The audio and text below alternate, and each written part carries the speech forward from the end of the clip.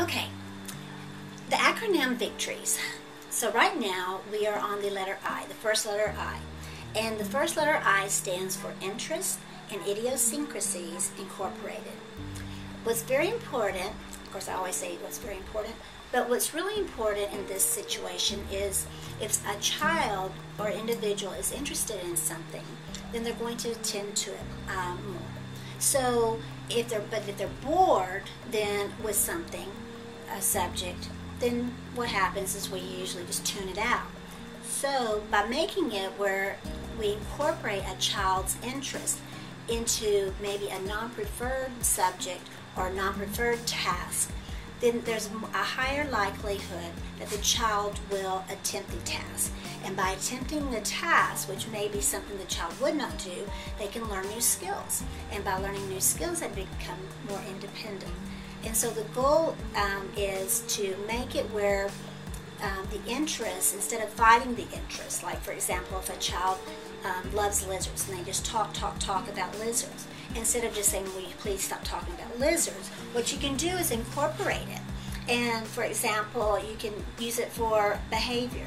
For example, if a child is talking about lizards, then you can also talk about how lizards adapt. And what we mean by adapt is that they change in different environments to protect themselves. So it's just like what we do.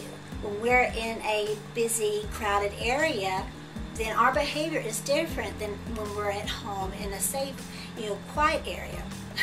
But basically, we'll have our inside voice or our outside voice. Sometimes we stay close to mom and dad. Sometimes, it's okay to run, around freely. So it's very important to make it relevant to the child by incorporating their interests. This can help academically. You can just broaden their behavior repertoire by just putting this into all different areas, academically, socially, behaviorally, on and on. So think about the interests the child has and write it down. If you don't know what their interests are, then look and see. Pay close attention to, first of all, what do they talk about? What do they ask questions about nonstop? And they can have more than one interest. It's usually pretty intense, but those can change too. The other possibility is if the child does not have language. If the child does not have language or words, then it's very important to try to watch the child, observe, and see what does the child go towards.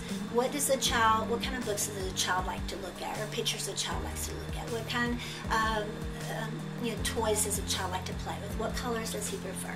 Those are the kind of things to look at as far as interest. And like I said, we're going to get into idiosyncrasies later and why it's important to incorporate those. So for right now, think about interest.